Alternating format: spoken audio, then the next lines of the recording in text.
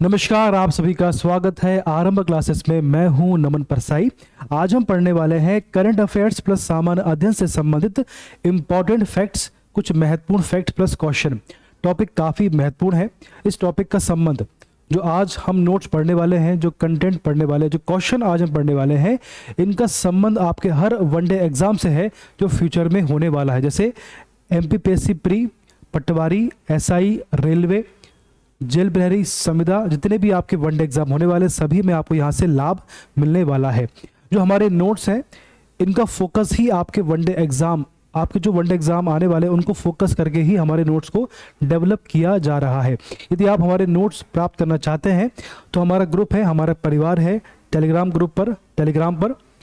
इसकी link description में है। इस लिंक के माध्यम से आप हमारे परिवार का हिस्सा बन सकते हैं। ठीक है, चलिए शुरुआत करते हैं। सबसे पहले बात करते हैं करंट अफेयर्स के बारे में।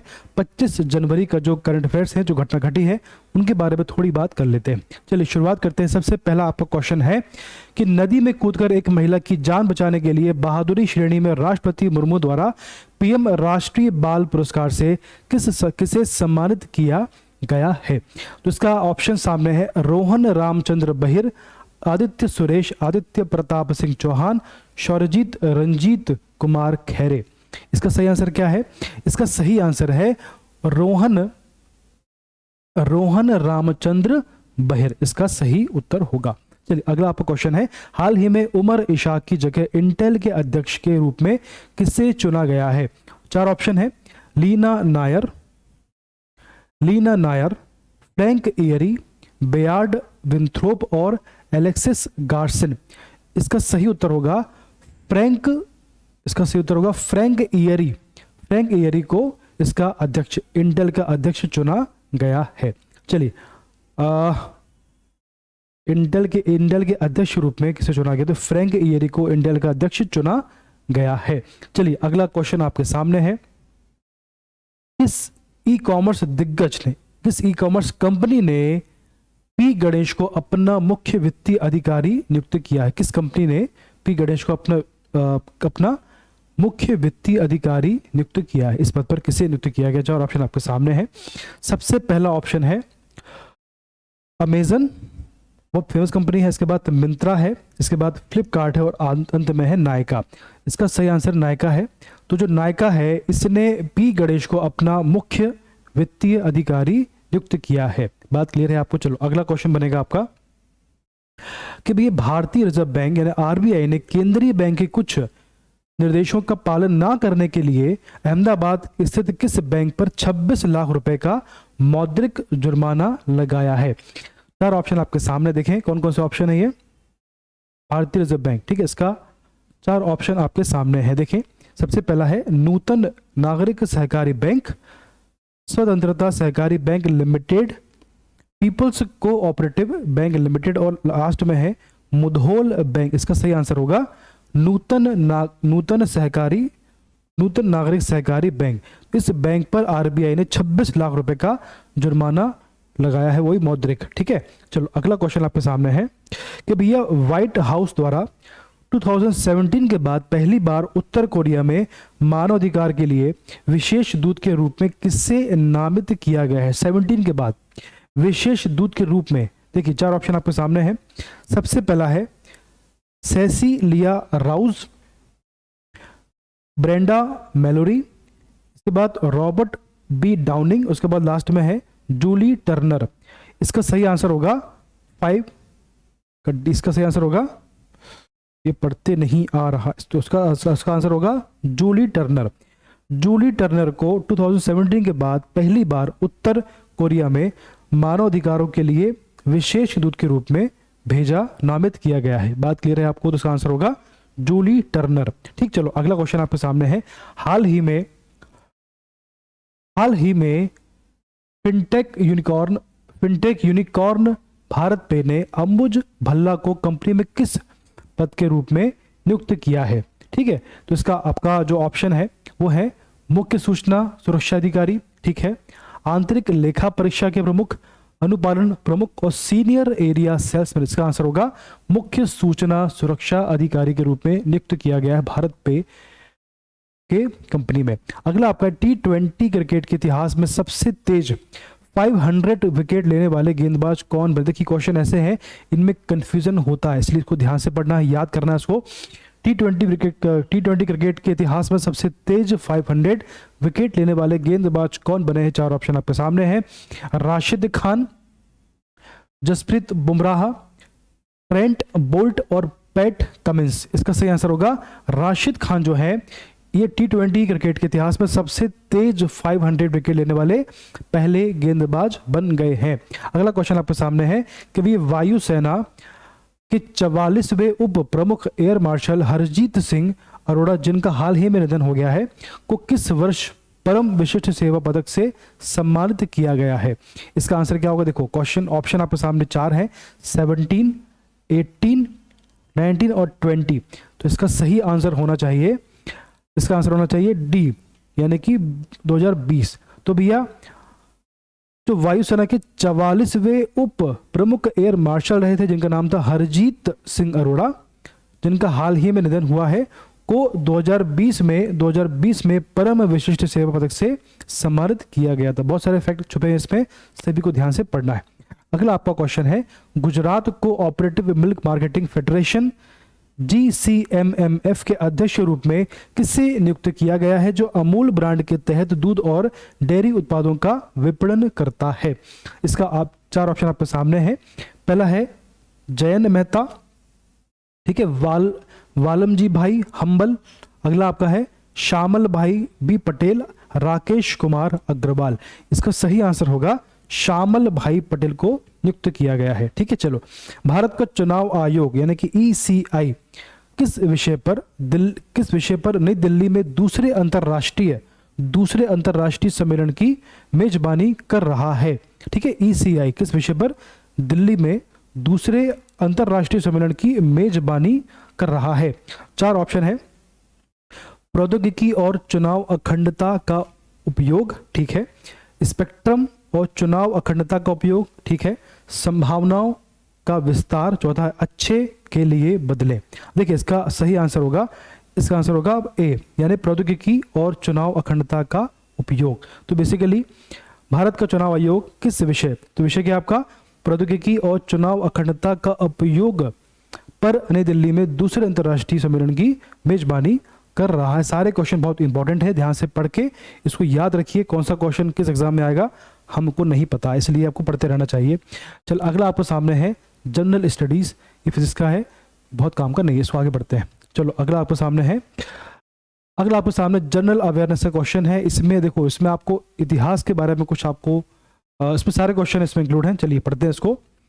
टॉपिक आपका है जनरल अवेयरनेस। चलिए 25 जनवरी 2023 का ये फैक्ट है। चलो सबसे पहला क्वेश्चन है कि भैया अकबर के शासनकाल के दौरान निम्नलिखित में से किस पुस्तक का अनुवाद द रज़्मनामा युद्धों की पुस्तक के रूप में किया गया है। तो देखिए इसको ऑप्शन फिर से पढ़ते हैं। अकबर के शासनकाल के दौरान निम्नलिखित में से किस पुस्तक का अनुवाद द रज़्मनामा, इसका मतलब है युद्धों की पुस्तक के रूप में किया गया है। रज़्मनामा, द रज़्मनामा के रूप में किया गया है। तो ऑप्शन आपके सामने चार हैं, ऑप्शन आपके सामने है चार। देखें, सबसे पहला है महाभारत, रामायण, बाबरनामा और अकबरनामा। ये बहुत अच्छा फैक्ट है। द रज़्मनामा जो है इसका संबंध है महाभारत से, इसका संबंध है महाभारत से। देखें इसका संबंध है महाभारत से, इसका संबंध है। द रज़्मनामा जो है महाभारत का अनुवाद है। चलिए, वर्ष 2019 में किस विश्व नेता को रूसी संघ के सर्वोच्च आदेश पुरस्कार जो है सेंट एंड्रयू द एपोस्टल से सम्मानित किया गया है। तो आपका पुरस्कार से सम्मानित किया गया है, सेंट एंड्रयू द एपोस्टल से सम्मानित किया गया है। ऑप्शन आपके सामने है Emmanuel Macron, Angela Merkel, Narendra Modi और डोनाल्ड ट्रंप। इसका सही आंसर होगा नरेंद्र मोदी जी को सम्मानित किया गया इस पुरस्कार के माध्यम से। चलिए अगला आपके सामने है, हीमोफीलिया एक वंशानुगत रोग है जो किसके द्वारा फैलाया जाता है। तो चार ऑप्शन है, महिलाओं और पुरुषों द्वारा फैलना, पुरुषों और पुरुषों द्वारा फैलना, महिलाओं और महिलाओं द्वारा फैलना, पुरुषों और महिलाओं द्वारा फैलना। इसका सही आंसर होगा महिलाओं और पुरुषों द्वारा ये फैलाया जाता है, या महिलाओं के माध्यम से पुरुषों में ये फैलाया जाता है। अगला आपका क्वेश्चन है कि भैया गुरु पर्व निम्नलिखित में से किस हिंदू महीने में मनाया जाता है? तो ऑप्शन आपके सामने 4 हैं, ज्येष्ठ, कार्तिक, श्रावण और वैशाख। इसका सही आंसर है कार्तिक। तो आपका जो गुरु पर्व है ये बेसिकली किस हिंदू, तो ये कार्तिक हिंदू महीने में मनाया जाता है। ठीक है, अगला आपके सामने क्वेश्चन है कि भैया देखो, भारत के संविधान के निम्नलिखित में से कौन सा अनुच्छेद मौलिक अधिकारों के प्रवर्तन के लिए संवैधानिक उपचार प्रदान करता है? ठीक है, प्रत्यक्षीकरण आपको जो है इसका ऑप्शन आपके सामने 4 है, अनुच्छेद 36, 32, 38 और 40। इसका सही उत्तर है 32, बंदी प्रत्यक्षीकरण। ठीक है, तो 32 जो है आपका, ये बेसिकली आपको अनुच्छेद मौलिक अधिकारों के प्रवर्तन के लिए संवैधानिक उपचार प्रदान करता है सुप्रीम कोर्ट के आधार पर। चलिए अगला आपका क्वेश्चन है, हाल ही में ऑप्शन नहीं दिख पा रहे हैं, हटाना पड़ेगा। हाल ही में प्रधानमंत्री ने गुजरात के लोथल में राष्ट्रीय समुद्री विरासत परिसर NMHC साइट के निर्माण की समीक्षा की है। अब देखिए, लोथल के संबंध में निम्नलिखित में कथनों पर विचार करें। जो आपको लोथल, इसके बारे में कुछ आपको तथ्य दिए गए हैं, कुछ फैक्ट दिए गए हैं, तो कौन सा सही है कौन सा गलत है आपको इसमें चुनना है। लोथल सिंधु घाटी सभ्यता के सबसे दक्षिणी स्थलों में से एक है। ठीक है, लोथल के पास दुनिया की सबसे पुरानी ज्ञात गोदी थी। ठीक है, इसने शहर को गोदावरी नदी के एक प्राचीन मार्ग से जोड़ा है। अब देखें, इसका जो ये आपका ये फैक्ट है, ये बिल्कुल सही है। दूसरा आपको जो फैक्ट है ये भी सही है, लोथल के पास दुनिया की सबसे पुरानी ज्ञात गोदी, ये भी सही है। इसने शहर को गोदावरी नदी के एक प्राचीन मार्ग से जोड़ा है, ये बिल्कुल गलत है। तो इसका आंसर होना चाहिए 2 और 1, यानी केवल 1, केवल 2, केवल 1, केवल 2, केवल 2। हाँ, इसका आंसर होगा बी। तो भी आपको जो छठवा है इसका आंसर बी है, केवल 2 और 1, यानी लोथल सिंधु घाटी सभ्यता के सबसे दक्षिणी स्थलों में से एक था और लोथल के पास दुनिया की सबसे बड़ी पुरानी ज्ञात गोदी थी। तो सही है, बाकी तीसरा गलत है। चलो अगले आगे बढ़ते हैं कि हाल ही में हाल ही में चीन ने संयुक्त राष्ट्र सुरक्षा परिषद यानी यूएनएससी की 1267 यानी 1267 में अल कायदा और ISIS से जुड़े आतंकवादियों की सूची में लश्कर-ए-तैयबा यानी कि LAT के शीर्ष नेताओं को नामित करने के लिए भारत अमेरिका के 2 संयुक्त प्रस्तावों पर रोक रखी है। अब यहां देखो, बात हो रही है आपकी जो आपकी समिति है, चीन ने संयुक्त राष्ट्र सुरक्षा परिषद की 1267 में अलकायदा और ISIS से जुड़े आतंकवादियों की सूची में लश्कर-ए-तैयबा के शीर्ष नेताओं को नामित करने के लिए भारत अमेरिका 2 संयुक्त प्रस्तावों पर रोक रखी है। अब देखो क्वेश्चन क्या है, UNSC 1267 समिति के संबंध में, जो आपकी समिति है 1267 समिति जो है, इसके संबंध में निम्नलिखित कथनों पर विचार करें। तो कौन सा सही है कौन सा गलत है, इसको आपको बताना है। किसके बारे में? UNSC 1267 समिति के बारे में। चलिए इसके सामने क्वेश्चन है आपका, इसे पहली बार 1999 में स्थापित किया गया था। किसकी बात हो रही है? UNSC 1267 समिति के बारे में। इससे पहली बार 1999 में स्थापित किया गया था। ठीक है, इसमें UNSC के केवल स्थायी सदस्य शामिल हैं। ठीक है, इसे अब दाइश और अल कायदा प्रतिबंध समिति के रूप में जाना जाता है। अब देखें ऑप्शन 4 है, पहला है केवल 1 और 2, ठीक है, केवल 2 और 3, केवल 3 और 1। देखो तो सभी सही है। अब देखिए जो आपका पहला आपका है, इसे पहली बार 1999 में स्थापित किया गया था, बिल्कुल सही है ये, है ना। इसके बाद आपका है उसके बाद 2, इसमें UNSC गलत है, बिल्कुल गलत है। इसे अब दाइश और अल कायदा प्रतिबंध समिति के रूप में जाना जाता है, बिल्कुल सही। इसका आंसर होगा 1 और 3। अब देखिए केवल 1 और 2 गलत है, 2 3 गलत है, 3 और 1 सही है। ठीक है, तो इसका आंसर होगा केवल 3 और 1। ठीक है, चलो आगे बढ़ते हैं। अगले आपके सामने क्वेश्चन है, हाल ही में भारत सरकार ने काशी तमिल संगम नामक एक महीने के लंबे कार्यक्रम की घोषणा की है।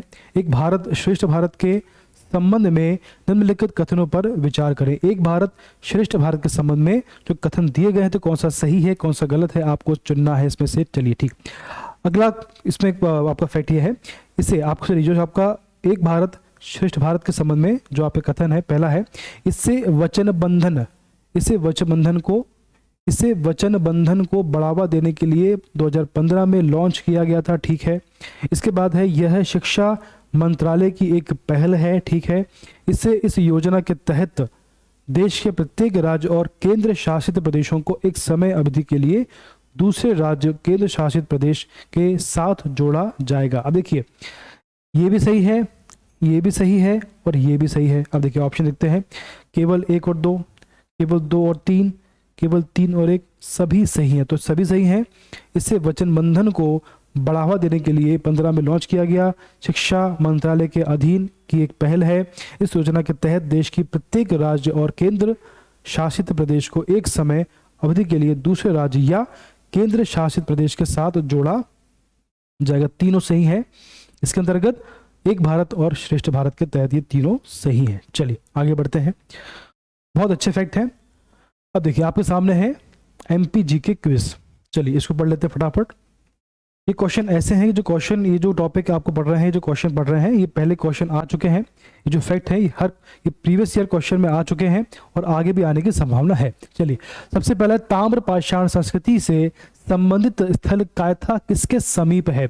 इसका आंसर है उज्जैन के समीप है। सबसे फेमस उज्जैन है, इसका समीप है। अगला है कि भैया थोड़ा पेन थोड़ा सा मोटा कर लिया जाए। चलो, मध्य प्रदेश के किस शहर में रेलवे स्प्रिंग, जो स्प्रिंग होते हैं रेलवे में सबसे नीचे लगे होते हैं, तो रेलवे स्प्रिंग बनाने का कारखाना स्थित है? इसका आंसर है ग्वालियर।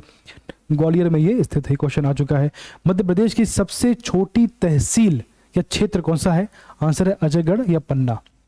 ठीक, ये पन्ना में है। सर्वाधिक जनघनत्व वाला जिला कौन सा है? तो भोपाल है। 855 व्यक्ति प्रति वर्ग किलोमीटर इसका फैक्ट। चलो इसके बाद है इसका औसत है, इसका जनघनत्व है। इसके बाद लमसेना विवाह प्रथा मध्य प्रदेश की किस जनजाति में प्रचलित है? क्वेश्चन कई बार पूछा गया है, आगे भी पूछा जाएगा। इसका आंसर है गोंडो, यानी कि भारिया और वेगा। 3 में है, गोंडो, भारिया और वेगा, तीनों में प्रचलित है। आकाशवाणी की शुरुआत मध्य प्रदेश के किस शहर में हुई थी? ये क्वेश्चन भी आ चुका है। इसका आंसर इंदौर है। मध्य प्रदेश में स्थित राजघाट बांध किस नदी पर बना हुआ है? ये क्वेश्चन भी आ चुका है, बेतवा में बना हुआ है ये। ठीक है। इसके बाद अगला है मध्य प्रदेश में घड़ी बनाने का कारखाना कहाँ पर है? बैतूल में। ये क्वेश्चन भी आ चुका है। मध्य प्रदेश में ध्रुपद समारोह का कहाँ पर किया जाता है? इसका आंसर भोपाल है। ठीक। पहला हिंदी मासिक नवजीवन, देखो पहला ठीक है, हिंदी और मासिक नवजीवन प्रदेश में कब प्रकाशित किया गया था? ये क्वेश्चन भी आ चुका है। 1915 में प्रकाशित किया गया था। कौन सा ये मासिक है? नाम क्या है? नवजीवन। चलो पहला है ये। ठीक। सिंगरौली जिला विधिवत रूप से अस्तित्व में कब आया था? इसका आंसर है 24 मई 2008। कब आया था? 24 मई 2008। ये डेट भी आपसे पूछी जा सकती है, इसलिए इसको ध्यान रखना है। अगला आपके सामने फैक्ट है, ये आपका जो है ये आपका स्टैटिक डेली आपका स्टैटिक जीके है। 25 जनवरी। धारवाड़ का पठार किस राज्य में स्थित है? ये क्वेश्चन भी पूछा गया है और आगे भी आ सकता है। कर्नाटक में है ये। नीलगिरी की पहाड़ियां किस राज्य में स्थित है? इसको हम पढ़ चुके हैं, वीडियो अवेलेबल है, आप देखिएगा इसको, आपके कॉन्सेप्ट भी क्लियर होंगे।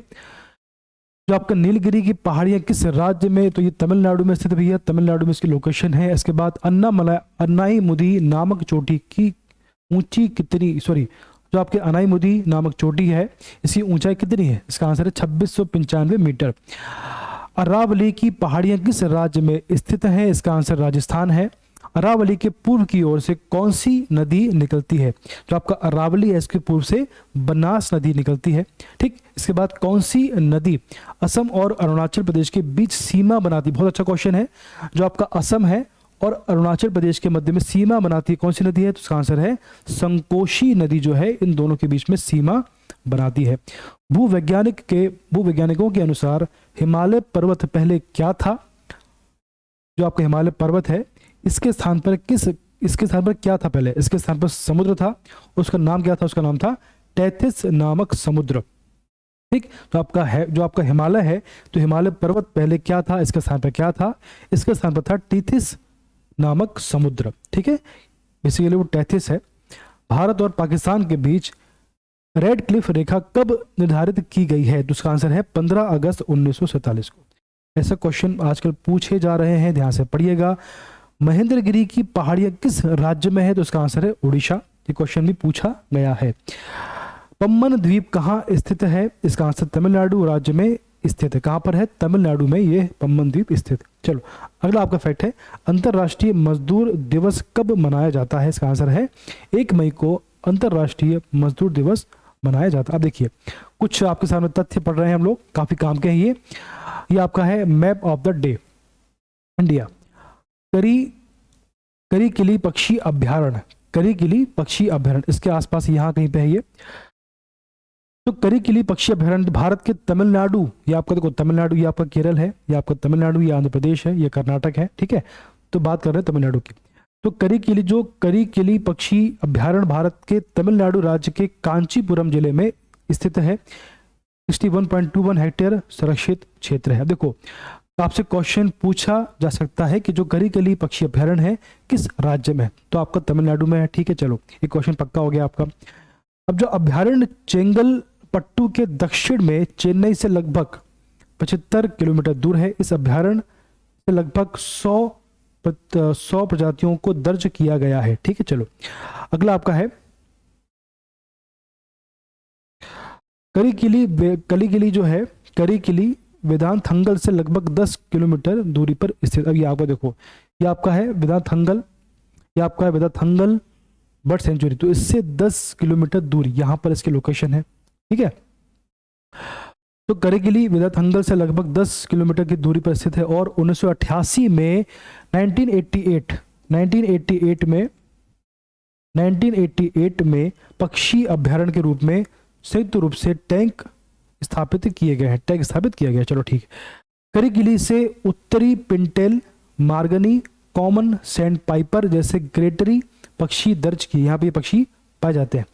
वेदांतंगल जो है, देखो वेदांतंगल पक्षी अभ्यारण्य के साथ करीकिली पक्षी अभ्यारण्य की पहचान तमिलनाडु के महत्वपूर्ण पक्षी क्षेत्रों में से एक के रूप में की गई है।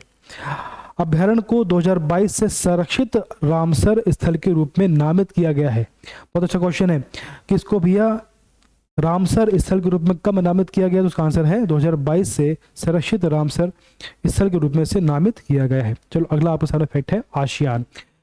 बहुत अच्छा फैक्ट है ये, बहुत अच्छा क्वेश्चन है। यहाँ से क्वेश्चन बनते हैं कि आपका आसियान जो है इसकी स्थापना कब हुई, मुख्यालय कहाँ पर है, कितने मेंबर इसमें है, कौन सा इसका मेंबर नहीं है, कौन सा इसका मेंबर है, सारी बातें आपसे पूछी जाती है। चलिए ये आपका आसियान है, association of south east Asian nation. क्या है, association of south east Asian nation, जो आपके साउथ ईस्ट जो आपके नेशन है उनका ये संगठन है। अब देखिए जो आपके सामने 10 कंट्री हैं, इनको इसमें शामिल किया गया है। कौन कौन सी है, देखो थाईलैंड है, सिंगापुर है, लाओस है, वियतनाम है, कंबोडिया है, फिलीपींस है, मलेशिया है, म्यांमार है, इंडोनेशिया और ब्रुनेई। ये 10 मेंबर इसके अंतर्गत आते हैं। अब जो आपका आसियान है इसका मुख्यालय इंडोनेशिया की राजधानी जकार्ता में है। ठीक है, आसियान जो है आधिकारिक तौर पर दक्षिण पूर्व एशियाई राष्ट्रों का संघ है। जो आपके दक्षिण पूर्व एशिया है, साउथ ईस्ट जो आपके राष्ट्र उनका संघ है। एक आर्थिक संघ है जिसमें दक्षिण पूर्व एशिया में 10 सदस्य देशों शामिल हैं। 10 कंट्री इसमें शामिल, देखो आपको 10 देश हैं इसमें शामिल किए गए हैं। इसके बाद देखें आसियान जो है स्वयं 8 अगस्त 1967 को बनाया गया था। इसका मुख्यालय कहाँ पे है, जकार्ता में। जब 5 देशों इंडोनेशिया, मलेशिया,